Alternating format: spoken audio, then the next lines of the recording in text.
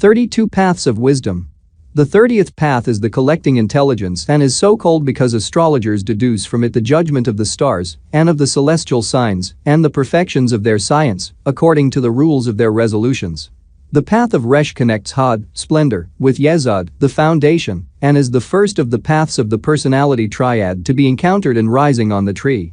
It is an active path on the intellectual formative side. It is the activating force of the personality which, like the higher self and the spiritual self, is composed of a masculine, intuitive dynamic, Yod, and a feminine, intellectual formative, He, and a set of energies which are the result of the opposing interaction of the two, equilibrating, Vow.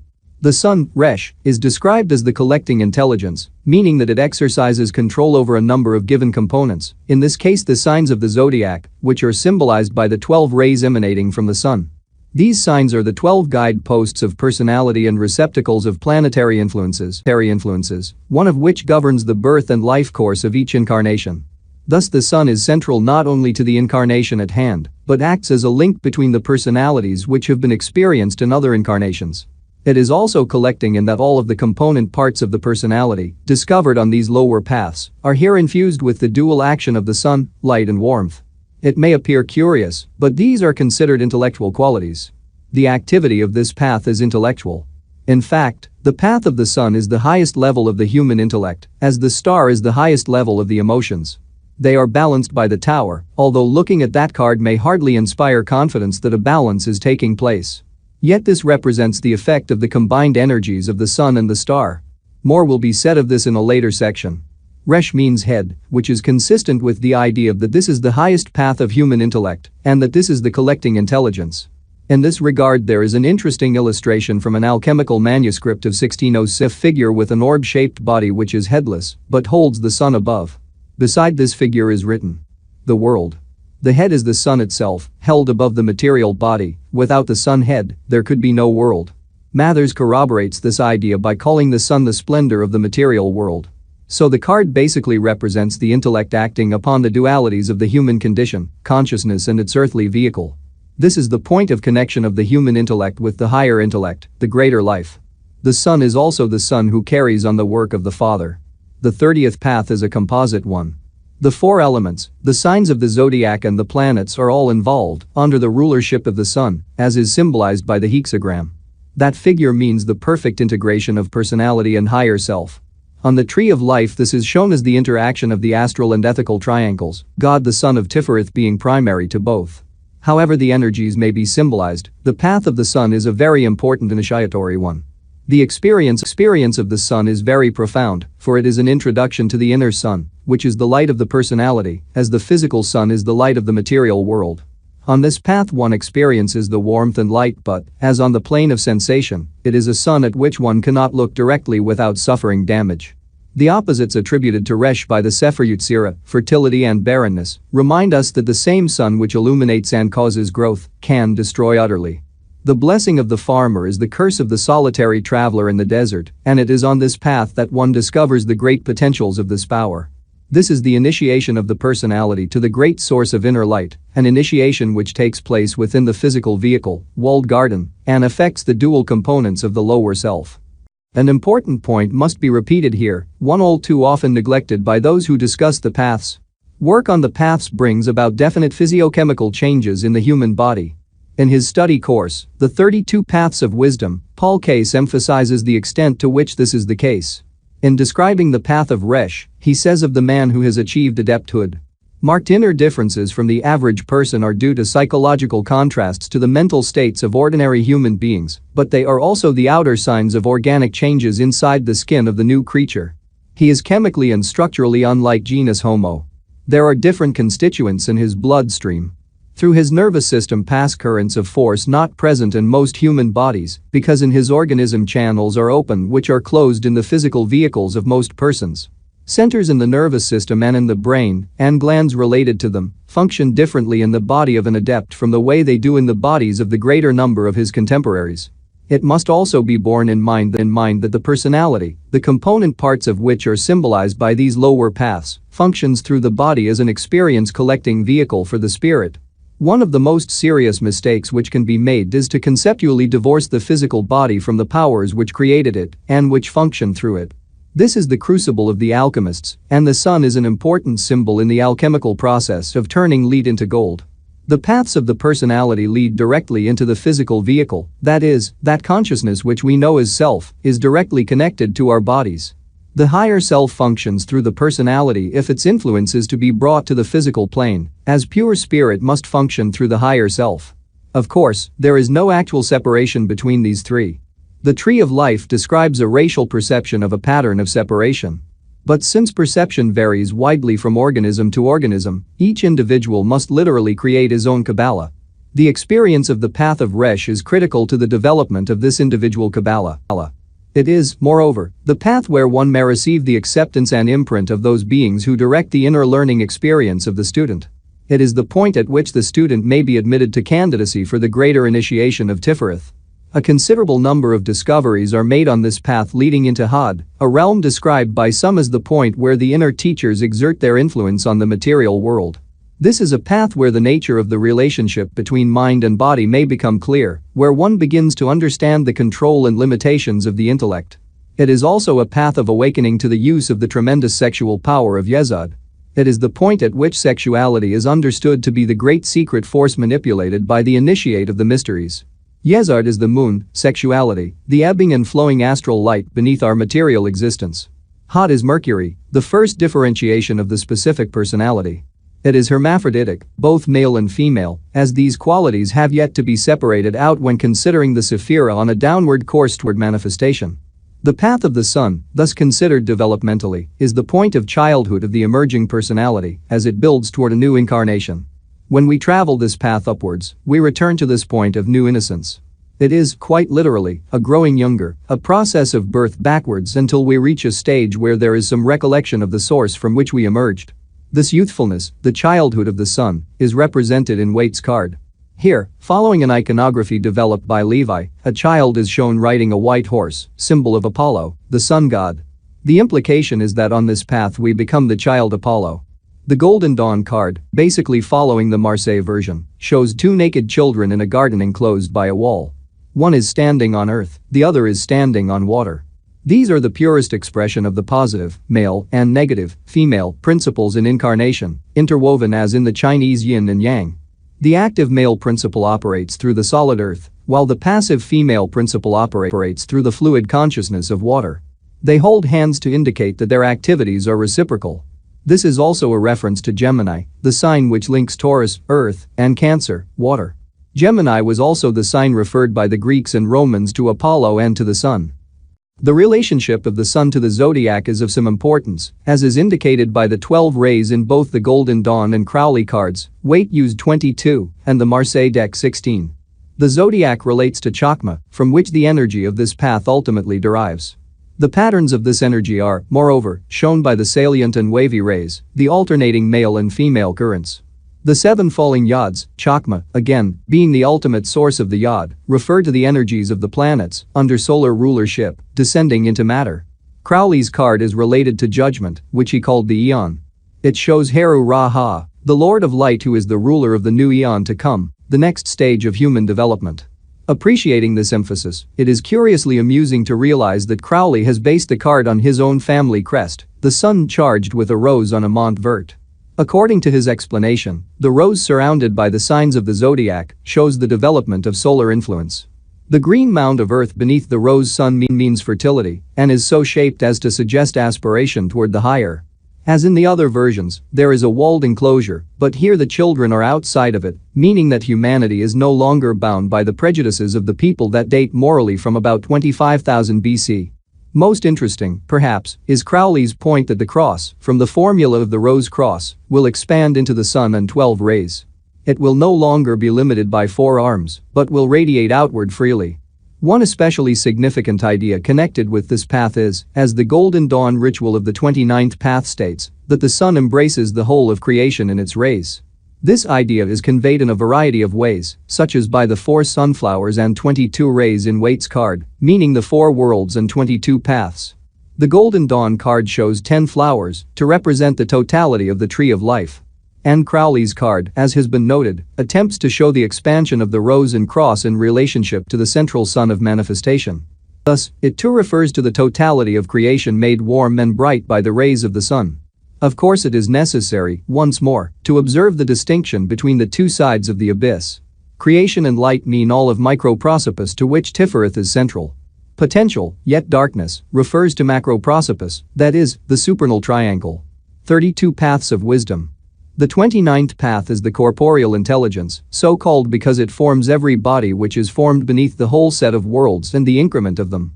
The path of Qoph connects Netzach, victory, with Malkuth, the kingdom, and is described not only as the victory of the material world, but as the deceptive effect of the apparent power of material forces. Crowley calls this path the gateway of resurrection. The threshold of life, or spiritual rebirth, may be considered at two levels. First, in the course of incarnation, it is the stage of the soul's organization of the physical body which it will inhabit. It is a sleep, as attributed to Qoph by the Sefer Yetzirah, preceding the waking mortal consciousness, a form of pre-consciousness differentiating into matter from the collective unconscious of Netzach. Second, in terms of the spiritually developing individual, it is a conquest of the phantoms reflected from the material world, what the Golden Dawn described as the child of the sons of the mighty, meaning the creations of the created.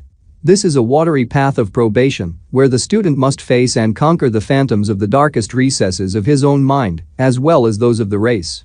In that sense it can be a terrible and frightening path, involving real dangers to the emotional stability of those who are not strong enough to handle this experience. Such inner disturbance may actually result in serious physical problems. On the other hand, tradition states that the successful treading of this path confers the powers of bewitchments and casting illusions. When we slay the dragons of the deep recesses of our sleep consciousness and understand their mechanisms, we gain the capacity to manipulate those qualities in ourselves as well as in others. The meaning of Qoph is the back of the head. It is behind the head itself, which is Resh, the sun. Thus, what is symbolized by the moon is anterior to the bright intellectual awareness of the sun. At this level of the tree, the moon only reflects the light of the sun. The path at the center of the card is going from the dark side of the moon toward the light side on which the sun shines directly. Here it should be noted that Crowley disagreed pointedly with the Golden Dawn and Wade interpretation, which say that the moon is in its increase. The rationale given is that the crayfish is the symbol of Cancer, meaning that when the sun is in Pisces, the moon will be increasing in Cancer. So the crayfish emerging from the water at one level was intended to mean the sun below the horizon as he ever is when the moon is increasing above. Another important idea expressed in the Golden Dawn manuscripts is that of the crayfish imagery developed from the scarab or dung beetle. Crowley developed this idea, making the dung beetle central to his card and emphasizing the darker aspects of the path. He called this the moon of witchcraft and abominable deeds, the poison darkness which is the condition of the rebirth of light. The rebirth of the light out of a hideous and abominable darkness is his primary concern, one admirably symbolized by the beetle, a reference to Khepera, father of the gods, and the great god of creation and resurrection. The beetle, or Scarabaeus, called Caprera by the Egyptians, was the god's key symbol. As a species, this is a beetle which lays its eggs in a ball of dung, which it pushes along, and from which the eggs eventually hatch, as they are subjected to the warmth of the sun. The dung ball was considered to be like the sun itself, for it contained all that was necessary for growth and nourishment. In some respects, the form emerging from the waters is both the highest and the lowest. It is the very originator of life, as it is Khepera, the god who is said to have emerged as a beetle from the watery mass of Nu. It is the highest creative force, beginning its material self-expression as the lowest organic form. The crayfish means the organic evolution of the human race. It also refers to the cellular development of the physical vehicle from the inner roots of nature. And, as an originator of form, Pisces, ruled by Jupiter, relates to chest. The very earliest Golden Dawn papers, the so-called ancient cipher manuscripts, say of Pisces, by it the waters of chest flow down, meaning that it is a primary formative consciousness at the lowest level of the tree. Of course, the most important tarot reference to the moon is with the High Priestess, the path of Gimel leading directly from God the Father to God the Son. The High Priestess is the source of the crystal clear waters of consciousness emerging from the Godhead. The same waters are seen here in the moon, but they are polluted. This is not to imply that there is anything intrinsically evil on this path. Rather, its phantoms relate to the density of the physical body, that compound organism affected by all three paths leading into Malkuth. Judgment, the moon and the universe. As has been described, the process of traveling the paths has a definite effect on the body. The physical vehicle is subtly modified as the light descends into it and as the personality is increasingly aware of the presence and activities of the higher self. Relative to the human body, the path of the moon is an organizing, formative one. It is described in the 32 paths of wisdom as the corporeal intelligence, which Case tells us means body consciousness. He notes also that the root of the word corporeal in Hebrew means to rain upon. In each of the 3 cards yods are shown raining down upon the path. Or, as Pausanias described, these might be the tears of the moon goddess, which caused the Nile to rise and fall. There is, in any event, a general agreement that something descends from the moon to the earth on this path, as is symbolized by the falling yods. In Waite's card there are 15 yods, a possible reference to the bondage of matter symbolized by the 15th key, the devil. The Golden Dawn card shows 4 yods, one for the powers of each of the 4 worlds, while Crowley uses 9 as a reference to Yesod. He describes these as drops of impure blood, meaning the cycle of menstruation. He describes the path as a stream of serum tinged with blood. Indeed, the activity of menstruation and its dark blood is intimately connected to this path, the path of childbirth, presided over by the Greek goddess, Artemis. As the sister of Apollo, the sun, Artemis was the moon.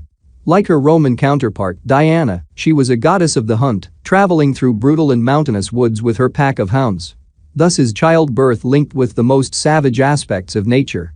The goddess, like the path, can be vicious and unforgiving, her legend being filled with qualities at once dark and vindictive. Any breach of her regulations was immediately and ferociously punished. So, from the standpoint of Greek legend, the dogs of the moon may be considered those of Artemis, ready to attack and destroy men who displease her. The very idea is barbaric and uncivilized, as is the path of Qoph. This is a primitive path, one of raw animal nature. It is a path of animal instincts, the law of the jungle, passions and energies uncontrolled by intellectual, moral or ethical considerations.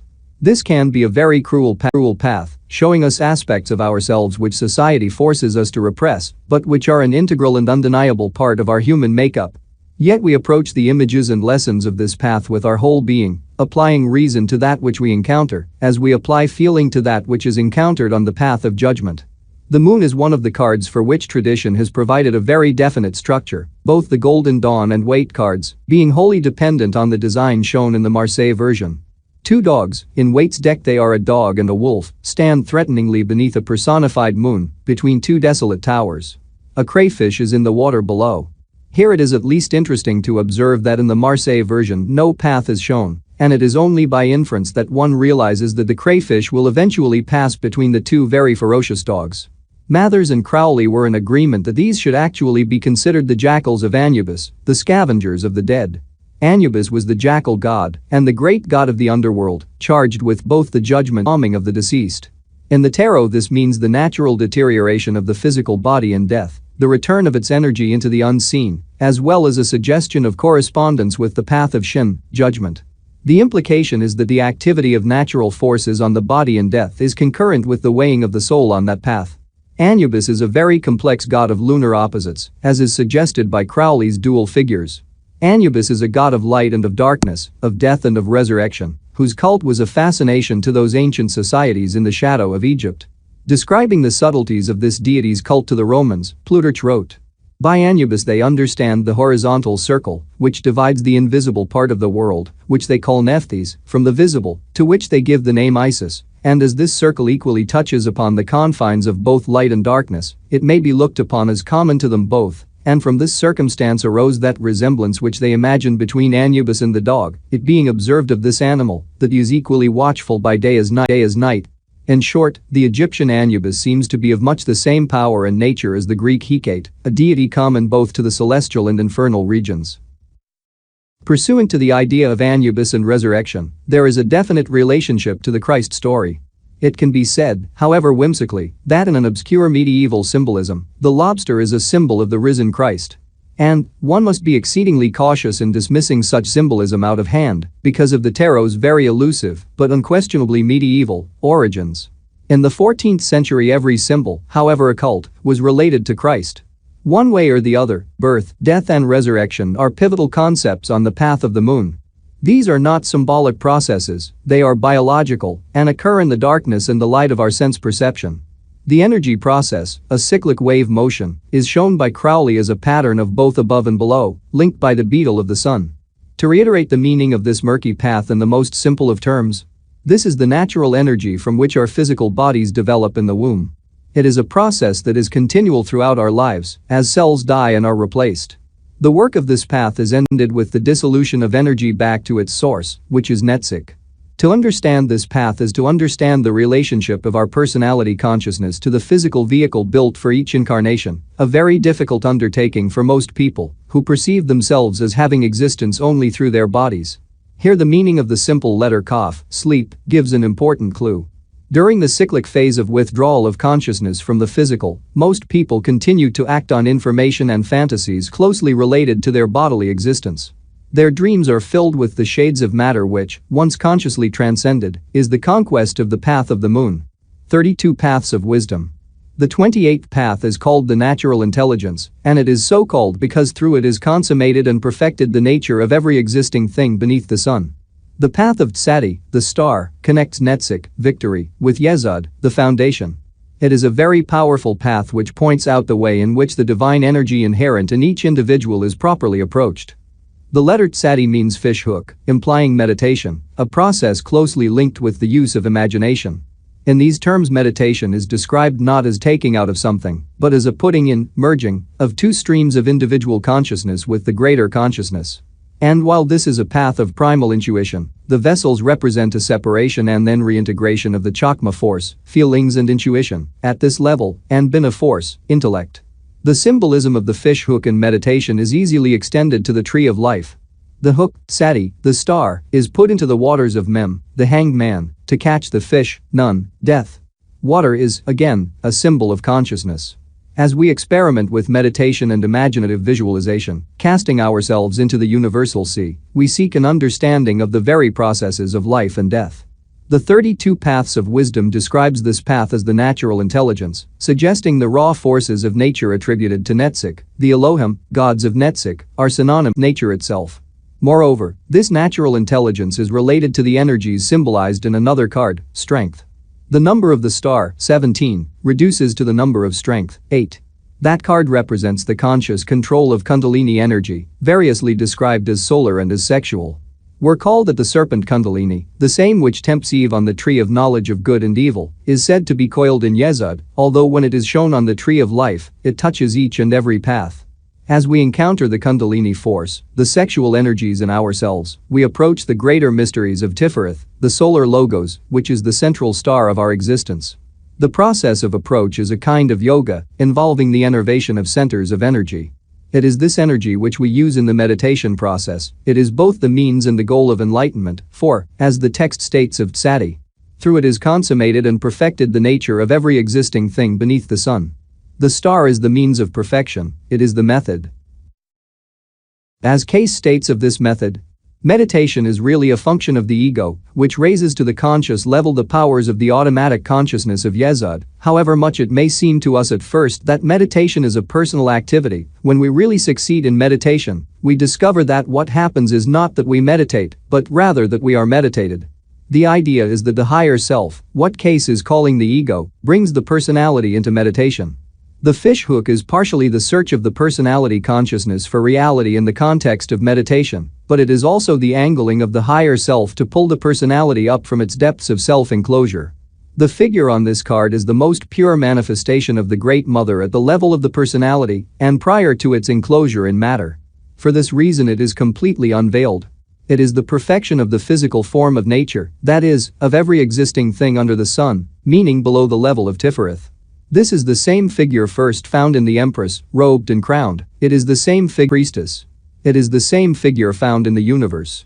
In the Golden Dawn card, the woman is shown pouring the contents of both urns, Chakma and Bina, onto the earth, so that they unite and form a river at her feet. In the Weight card, the urns are pouring their substance onto earth and water. Crowley's symbolism is far more complicated. He represents two breast-like cups, one gold and one silver.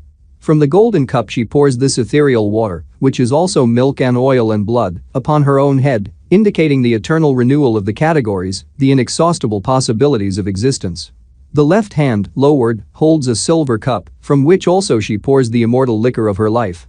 She pours it upon the junction of land and water. This water is the water of the great sea of Bina, In the manifestation of Nuith on a lower plane, she is the Great Mother. Crowley describes the repeated spirals on this card as a reference to the shape of the universe as calculated by Einstein and his followers. He points out that only in the lower cup are there rectangular forms, and says that in this may be discovered the doctrine which asserts that the blindness of humanity to all the beauty and wonder of the universe is due to this illusion of straightness. The Golden Dawn representation of the star carries more specific information about this path than the others, although it is hidden in the intricacies of number. On this card, the 7 primary rays of the star and the 14 secondary rays add up to 21. This is the number of Ehia, the god name of Kether, telling us that the relationship of this path to the Godhead is far more direct than is obvious on the surface. Moreover, the Golden Dawn imagery carries with it an explanation of why the star, transposed with the Emperor by Crowley, belongs firmly planted on the 28th path where tradition has placed it. The key to all of this is the 2 trees on either side of the female figure. These are the tree of life on the right and the tree of knowledge of good and evil on the left. Biblical scholars will immediately recognize the symbolic trees described in Genesis. Adam and Eve were forbidden the fruit of the latter tree, though not of the former. The bird of Hermes above the tree of knowledge of good and evil, the ibis, amplifies the meaning of the tree in this card. It is a reference to the magician, the card of Hermes Thoth Mercury. In Hebrew, the word Kachab means star, but more specifically it means Mercury. Thus we understand that it is necessary to apply the willpower of the magician, the directing force in meditation, if we are to learn the lessons of this path. The Zohar, speaking of the tree of knowledge of good and evil, explains that if a man lives uprightly, it is a tree of good, but if he lives unjustly, it is a tree of evil. This does not imply the acceptance of any social doctrine or law, or any rule of social conduct. It means simply functioning in accordance with the universal will. And here in the card, we see that the lower branches of this tree are a reversal of the principles symbolized by the branches above. Each branch represents one of the 7 planets, 6 around the sun, with Saturn representing all 3 supernals. So we understand that this tree, related to the expulsion of Adam and Eve from the condition of heavenly bliss, symbolizes the dualities of good and evil, pain and pleasure, harmony and disunities of the human condition. The bird above, while a reference to the magician and the will, points out that wisdom emerges from a right understanding and control of the daily aspects of our lives. The Hermetic mysteries serve to explain all that is called good or evil in our lives, and to help us to transcend the limitations which are imposed by these qualities. It will also be seen that the tree of knowledge of good and evil is toward the side of the pillar of severity. Its opposite, the tree of life, is on the side of the pillar of mercy, for it is a gift of God balancing the severely polar lessons of the other tree. The very practical point implied here is that we must continually refer the lessons of the inner worlds, the results of meditation, to our daily lives, and vice versa. What is shown in this key is the Garden of Eden, a state of beginnings. But a complicated question arises as to why that garden should be represented in a card so low on the tree of life, and, indeed, why it should form one of the primary paths of the personality. This is explained by a reference of this path to a higher path, that of the Emperor. The correct Hebrew title of this card is Ha-Kakabim, meaning the stars, rather than the star. Case made this point, noting that some early French and Italian decks used the plural les étoiles and le stèle for this reason. And while Case did not expand the idea, admirers of Crowley will immediately recall the statement from his Book of the Law, causing him to reverse the Emperor and the star, that Tzaddi is not the star. Indeed, it is not a single star, nor is it the Emperor. Yet there are many Qabalistic ways in which the Emperor, He, and the star, Tzaddi, correspond. One such link, again demonstrated by the master of gematria, Paul Case, has to do with the fact that the Hebrew Ha-Kakabim has the same numerical value as Eben Louis Adam, the stone of Adam. This is a symbolic reference to the union of the supernal father, Chakma, with the son, Tifereth, i.e., the path of the Emperor. Netzik is the Chakma energy at its lowest star, on the base of the pillar of mercy. Its Elohim are the lower expression of the Yahweh Elohim of Binah, which the book of Genesis tells us created the garden and the 2 trees. The path of the star is, thus, the lower Eden, the Eden of the personality. The path of the Emperor is, as will later be considered, the fiery aspect of an upper Eden, the Eden from which the higher self emerges. The star shows Eden restored by Adam, a reference to Tifereth, to which Adam is attributed. This lower Eden is a state to which the personality can directly relate. Here, too, we recall that the creation of man, the formation of the individual consciousness from the collective unconscious, begins from the point of Netzik. It is also the highest level of the personality's intuition, as opposed to the path of the sun, which is the highest level to be reached by intellect. The Aries sign Aquarius, associated with peace, love and inspiration, is given to this path. In the ancient world, Saturn was said to govern Aquarius, which refers us again to Binah and, in fact, to the universe.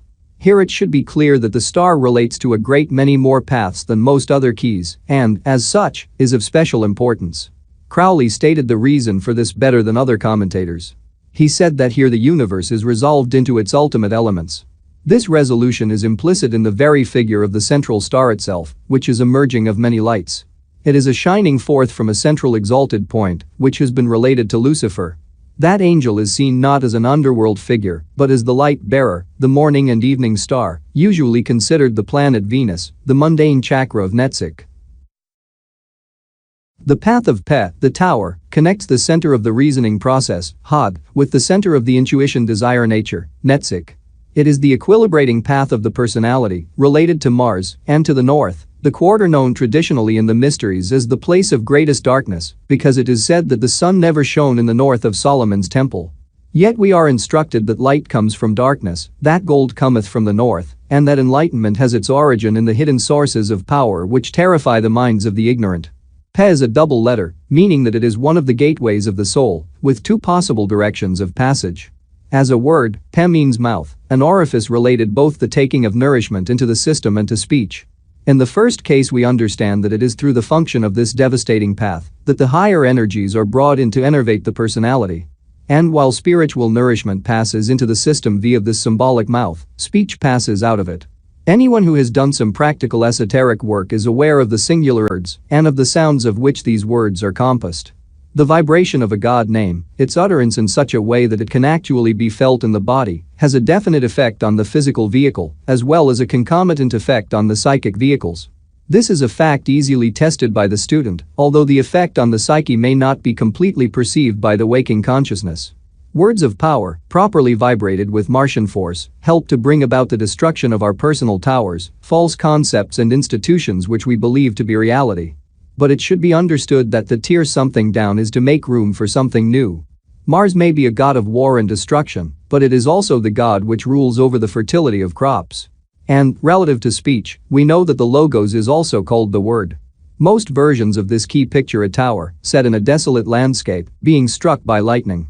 Figures fall from it as the crown is struck off. In the most simple of terms, this symbolizes the sudden destruction of our perception of what constitutes reality. The tower is the concept of what most people call I, the personality awareness being shattered by an influx of force, revealing something of the nature of the higher self. The tower also symbolizes all man-made institutions, whether that means government, religion, or any accepted values. Yet this is not to be construed as the striking down of evil. In fact, one title of the card is the House of God. The spiritual learning process involves the continual building up and striking down of concepts formed only as useful stepping stones into the inner worlds. For example, on the paths we first encounter the archangels in anthropomorphic guise. This appears to be their reality, particularly if we may not have believed that archangels exist in the first place. What we encounter are contact pictures which have been established through centuries of meditative practice. These are a useful creation of man, rather than being the true and pure consciousness of the archangelic beings. To encounter the archangels as formless consciousness means to destroy another tower which we have created. Yet these towers are necessary and sacred. They are, like the densest expression of ourselves, our bodies, temples of the Holy Spirit.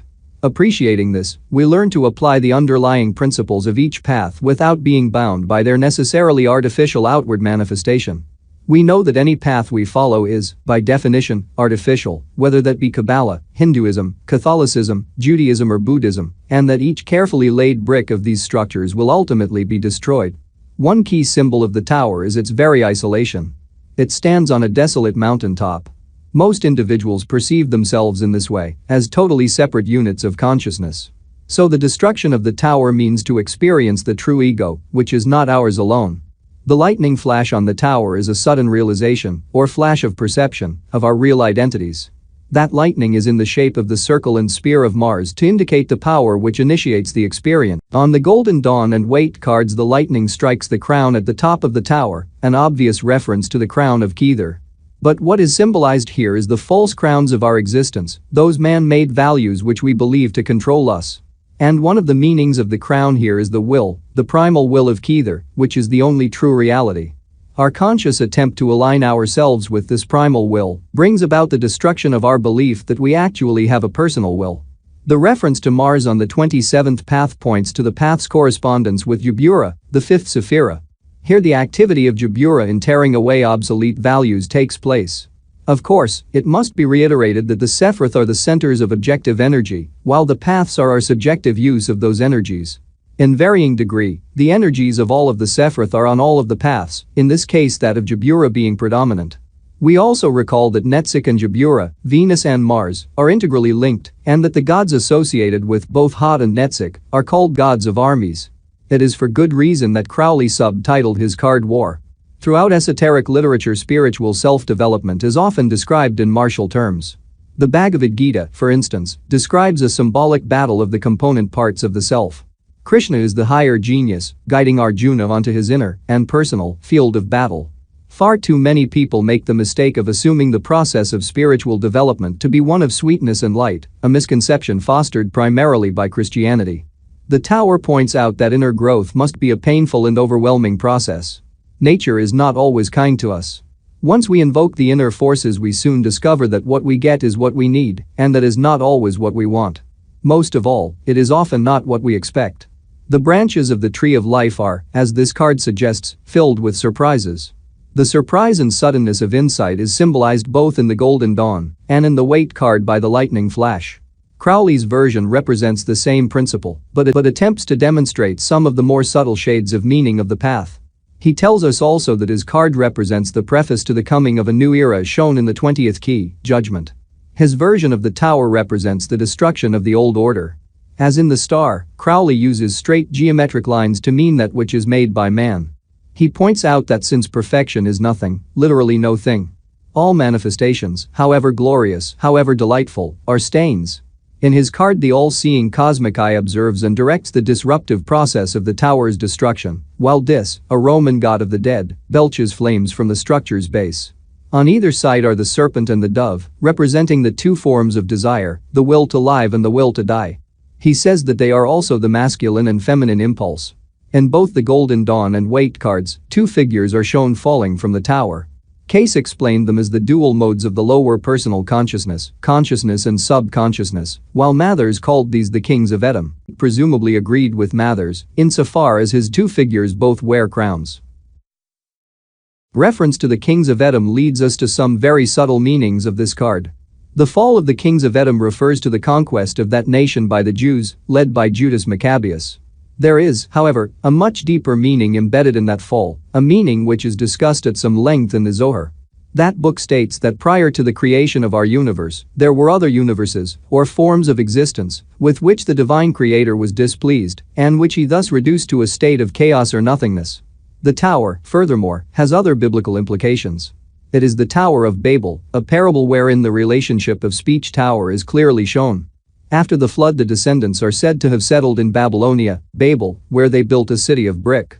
They built a tower in a supposed attempt to reach up to and conquer the heavens. Seeing these men as coarse and ambitious, God sought to punish them. Where previously the whole earth was of one language and of one speech, and men could work in unison, God imposed diverse languages, forcing a dispersion across the land. In symbolic terms, the building of a tower of false notions results in confusion. It is acceptance of the limitations of language, meaning the strictures of any particular culture. In this sense, then, the tower also represents the structure of individual religious systems. Those who are locked into the bricks and mortar of any system are unable to see beyond that system to the divine unity and purpose, which is the light of all true religions. The extent to which the implications of this card go far above even the level of the Christ Center of Tifereth is shown by the three windows in both the Golden Dawn and the Weight cards. The number 3 is a reference to the supernal triangle, meaning that the activity of the tower somehow involves our cosmic selves. Crowley uses the symbol of the cosmic eye, the third eye of inner vision, but the meaning is precisely the same. Here is the involvement of God the Father. What happens is that the path of the tower may be considered the affirmation of the primal will, that it alone is the true crown, thus bringing into balance in the self the pure positive, chakma, and the pure negative, bina, which stand at the top of each pillar in our individual internal trees of life. In fact, the whole tree of life is involved in this path. Weight suggests this by placing the tower between two sets of falling yods, the descending spirit, adding up to 22, the number of the Hebrew letters and of the paths. Here it will be recalled that the lightning flash is the very means of creation of all 10 Sephiroth. In the Golden Dawn card, an even more profound suggestion is made concerning our human value systems. On the right hand is seen the tree of life, while on the left is another tree which is the Qoph. As the tower is struck down, the opposites of good and evil are suddenly viewed differently, and one knows that all that is in the universe is a part of the one creator.